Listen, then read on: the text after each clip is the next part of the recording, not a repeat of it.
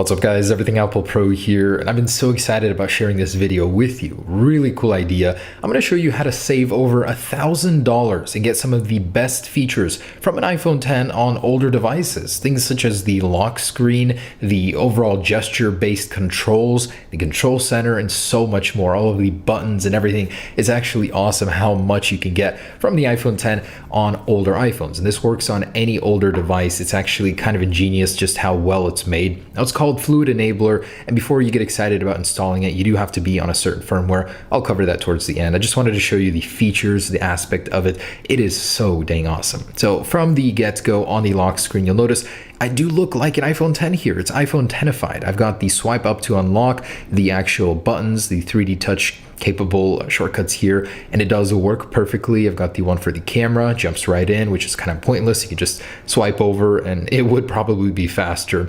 Also down here, the home indicators. So now you can just swipe up and unlock your device that way. That is so cool. I love that. So from the lock screen alone, that is really cool. The first time you use it, you'll actually see the little control center icon in the top right, which is a clone from the iPhone. And the cool thing is, this is a direct port from the iPhone 10. They took the files from it, modified them slightly, and they're working in the same fashion, same sync on the older iPhones. And the thing is, it works so well. It is so smooth. I haven't noticed any degradation in performance from the iPhone 10 to this guy, which is shocking. Usually with ports, I mean, it's a little iffy, not as fast, but this one is. So next up is gestures. You're gonna get all the same gestures as you would as on the iPhone 10. Things such as opening the app switcher with a simple swipe up and to the right works just as fast. It's super snappy. I love it. Also, my favorite part, the best thing about this is the quick switch down here on the bottom. As you can see, it's super bouncy, works very well, very responsive, and you can easily multitask between your apps just like on the iPhone 10. It works so incredibly well here. I don't think you'll even use your home button after this, but of course the option there is still working if you wanted to. So you can quickly jump into the last app with a swipe, and you can use the swipe up to go home feature. So the home button, you don't even need to use it because that itself is so fluid and works very well on this device. So I absolutely love that. You can of course go into the app switcher and then close your apps using the same method. It works just like the iPhone 10 one. You can swipe up here as well, but if you are within the app switcher and you just swipe up, you'll just go home. It won't close it. So it completely replaces that behavior, and you can change it if you don't want it in the future beta. Right now, there isn't one, and I'll cover that in a second also. So things start to get a little bit more iPhone 10ified from here on out. The control center is now accessed from the top right, as the gestures over here are going to activate the app switcher. So from the top right, you get the control center. It looks just like the iPhone 10. It actually brings it down a little bit, so it's a little bit easier to use, not all the way on the bottom, which I like. On the top left will be the notification center. Again, it looks just like the iPhone 10 here, so that's super neat. Just to give you an idea, some perspective here, it works just like the iPhone 10. It's just as fast, just as fluid, switching between apps. As you can see, it is so dang natural on even older devices, and I love that. So going on from here, what else is different just like the iPhone? So the button control has been completely remapped, and again, in a future beta, you will be able to disable certain features that you don't want. For example, the screenshots are now power and volume up. They don't work anymore with the power and home. It just turns your device off. So that can be disabled in a future beta. Right now, it can't. Also, Siri, you now have to hold the power button in order to activate, just like the iPhone 10. So you really get some natural iPhone 10 feedback here with the buttons. It's exactly how it is on the real deal.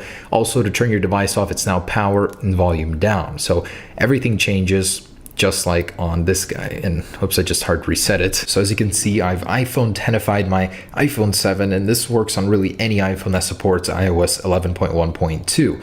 And the great thing is, it's actually usable. It is so fluid, just as fluid as the real deal, and you might not even be using your home button anymore. That's how great it is. So I would definitely recommend you try it out. And if you wanted to install it, I'll show you how. It's not too difficult, but you guys do have to be on iOS 11.1.2. So this is, again, jailbreaking your device. I would say be very careful unless you really know what you're doing.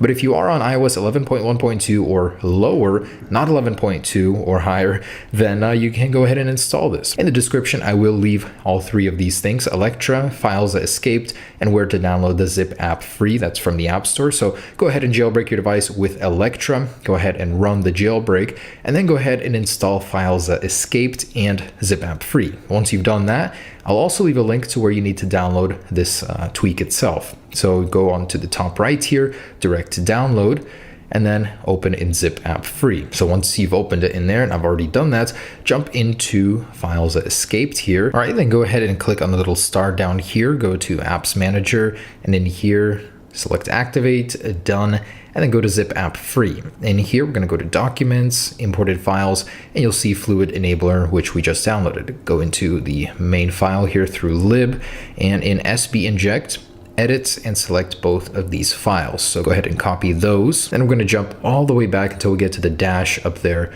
on the top. So all the way back. And now that we're in here, we're going to go into USR here, lib, SB inject, and go ahead and select edit and paste, or not edit, just paste the files down here. So I've already done that, they're in there. Once you've got that pasted, it may not work the first time. For some reason, it took me several times to get it pasted in there. Just keep trying, and then turn your device off and turn it back on. Once it's been turned on, then you want to go ahead and run the Electra jailbreak once again. And after this resprings, you'll have this tweak installed on your device. And there you have it, guys. So thanks for watching. Hope you really enjoyed this. I loved this tweak, and there will be so many more coming out now that the iOS 11 jailbreak is practically here. So just wanted to say thank you for everybody that made this possible. This is a great tweak, and I hope to see more features being added, because there is official word on new features coming, but I'd like to see things such as the unlock animation for Face ID being used when Touch ID is used. Also on the inside, I'd like to see the iPhone 10 dock here, maybe tap to wake on older devices. Have this be an all-in-one iPhone 10 conversion for older devices. Also an option maybe to enable the notch if you really want it on older devices, to round the corners on the bottom, give it that iPhone 10 cheap effect, just for laughs, just to be able to add that. All right, guys, thanks for watching. Hope you enjoyed it. Stay tuned for more. Peace.